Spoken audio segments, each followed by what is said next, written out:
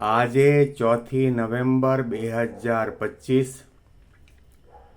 મંગળવારના દિવસે આજના ચિંતનમાં તમામ સંતો હરિભક્તોને મારા સાષ્ટાંગ પ્રણામ. જય સ્વામિનારાયણ. આજનું ચિંતન નંદ સંતોના કીર્તનો, મર્મ અને રહસ્ય. બીક તજીને રે જે હિંમત સોતો બોલે, મસ્તક માયા રે જેને તૃણ તોલ્ય જાણે, બીક તજીને રે જે હિંમત સોતો બોલે. ભગવાનનું ભજન કરવામાં, ભક્તિ કરવામાં, આજ્ઞા પાળવામાં, કોઈ પણ નાની મોટી આધ્યાત્મિક ક્રિયાઓ કરવામાં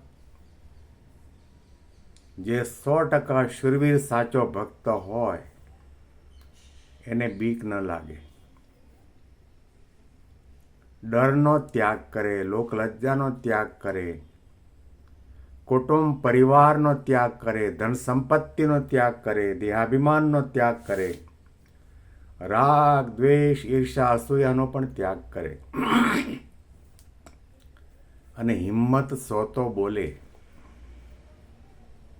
બળની વાતો કરે, હિંમતની વાતો કરે, શૂરવીરતાની વાતો કરે, નિડરતાની વાતો કરે, સર્વોપરીપણાની વાતો કરે, આત્મા અને પરમાત્માના મહિમાની વાતો કરે, સિદ્ધાંતની વાતો કરે,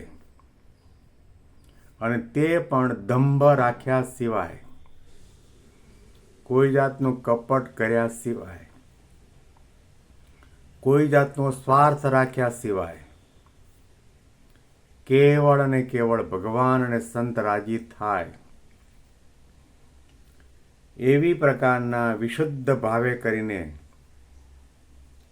મહિમાની વાતો કરે, આધ્યાત્મિકતાની વાતો કરે. અહીંયા જે શૂરવીરતાની વાતો કરી છે એ શૂરવીરતા કોઈને મારવા માટે નહીં, પરંતુ દરેકને તારવા માટેની છે. કોઈને ડરાવવા માટે નહીં, પરંતુ દરેકને નિર્ભય કરવાની વાતો છે. બાયું ચડાવવાની વાતો નથી. ગુણાતીત ગુરુ પરંપરાની અંદર ભગતજી મહારાજ હોય કે શાસ્ત્રીજી મહારાજ હોય, યોગી બાપા કે પ્રમુખ સ્વામી કે મહંત સ્વામી મહારાજ હોય, એમનું જીવન ગરીબ ગાય જેવું, છતાં પણ એમની વાણીના રણકાર તમે સાંભળો, એમાં નિષ્ઠાનો રણકાર હોય, ધર્મનિયમની દ્રઢતાનો રણકાર હોય, આત્મનિષ્ઠાનો રણકાર હોય, સમજણનો રણકાર હોય, ભજન કરવાનો રણકાર હોય. ભલે ઢીલું ઢીલું બોલતા હોય, ભાંગ્યો તોટ્યો ગુજરાતી બોલતા હોય, તળપદી કાઠિયાવાડી ભાષામાં બોલતા હોય, પણ એના શબ્દમાં ભારોભાર વજન હોય.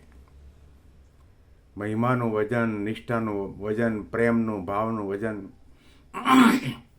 નિસ્વાર્થપણાનું વજન, સૌનું ભલું કરવાનું વજન. ક્યારેય પણ કોઈને પણ આંજી નાખવા માટે ન બોલે. એ ભક્ત જાણતો હોય કે સામેવાળી વ્યક્તિના સમજણમાં મોટી ભૂલ છે.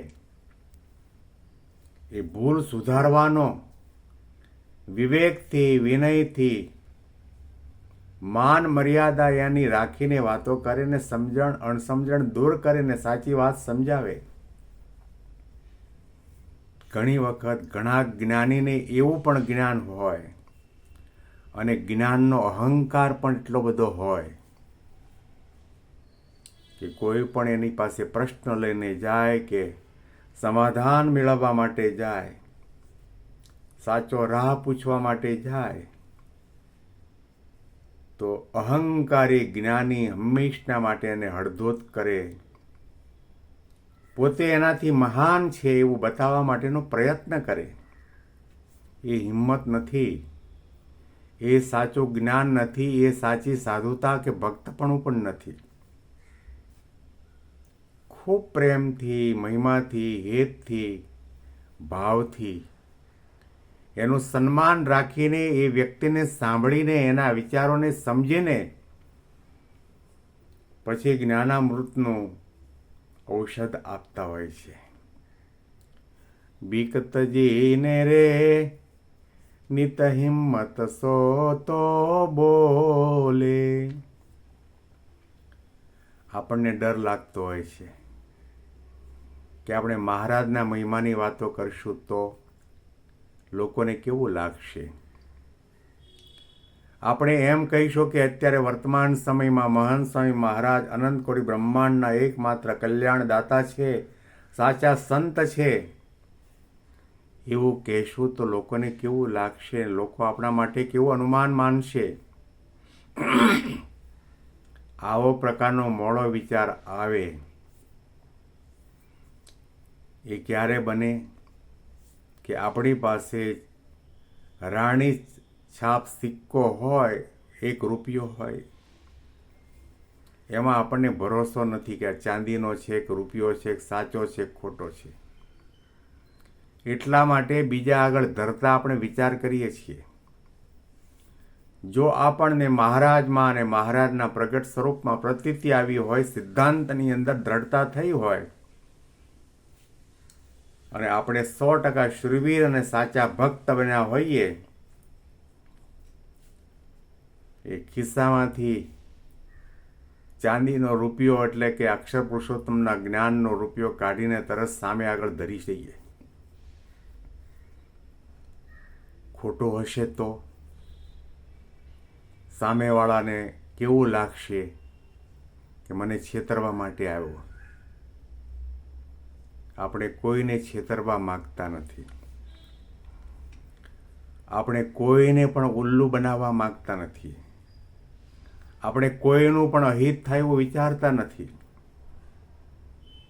તો પછી બીક શાના માટે રાખવાની? જ્યારે તમે ભલું કરવા માટે નીકળ્યા છો, ભગવાનના મહિમાનું ગાન કરવા માટે નીકળ્યા છો અને મહિમાનો ગુલાલ ઉડાડવા માટે નીકળ્યા છો, તે વખતે મોડી વાત અને મોડા વિચાર જો ભક્તના જીવનમાં આવતા હોય તો સમજવું કે એના ભક્તપણામાં બહુ મોટી ખામી છે. બીક તજીને રે નિત હિંમત સોતો બોલે. માયા મસ્ત કરે તેને તૃણ તુલ્ય તોલે. ઘાસના તણાખલાની માફક પોતાની માયાને પોતાના મસ્તકને માને. તણખલાનો ત્યાગ કરતા આપણને વાર ન લાગે અને તણખલામાં આપણને પ્રીતિ પણ ન થાય કે એક તણખલું આપણી પાસે છે તો લાવો તિજોરીમાં તાળામાં મૂકી દઈએ, એની કિંમત કરોડ રૂપિયા છે.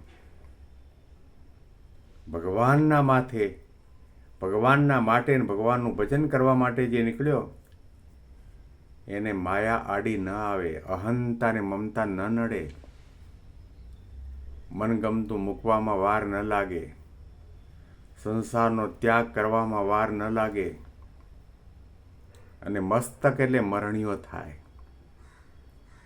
ભગવાનની આગળ આ શરીર ઉપર રહેલું, ધડ ઉપર રહેલું માથું, એની શું કિંમત છે? 100 માથા દેતા સોંગા છોગાળા, એક શીર કે વાસ્તે ક્યું ડરત હે ગમાર. ગુણાતીતાનંદ સ્વામી પોતાની વાતમાં આ સાખી ઉચ્ચારી છે કે આવા તો 100 માથા ભગવાન અને સંતના માટે આપી દઈએ તો પણ એ ભગવાનનું આપણને દર્શન ન થાય, એનો અભયસ્ત આપણા માથા ઉપર બિરાજમાન ન થાય અને આપણે એક માથું આપતા ડરીએ છીએ, ગભરાઈએ છીએ. એનો અર્થ એ થયો કે આપણામાં 100% ભક્તપણું આવ્યું નથી, સાચો મહિમા સમજાયો નથી કે આપણને કોણ મળ્યું છે. કરોડ રૂપિયા આપતા દેહ ન મળે ને કરોડ રૂપિયા આપતા સાધુ ન મળે ને કરોડ રૂપિયા આપતા વાતો ન મળે. એ આપણને મફતના ભાવની અંદર મળ્યું છે. માટે મરણિયા થાવ, શૂરવીર થાવ, નિડર થાવ અને ભગવાન રાજી થાય એ પ્રકારે માન, મમતા, મોહ, અહંતાનો ત્યાગ કરી દાસ ભાવે, દિવ્ય ભાવે, નિર્દોષ ભાવે સત્સંગ સેવા ભક્તિ કરી શકીએ એવા પ્રકારના બુદ્ધિ શક્તિ બળ મહારાજ અને સ્વામી આપણને સૌને આપે એવી એમના શ્રીચરણમાં પ્રાર્થના. આ પંક્તિના અનુસંધાનમાં વિશેષ ચિંતન આપણે આવતીકાલે સાંભળીશું.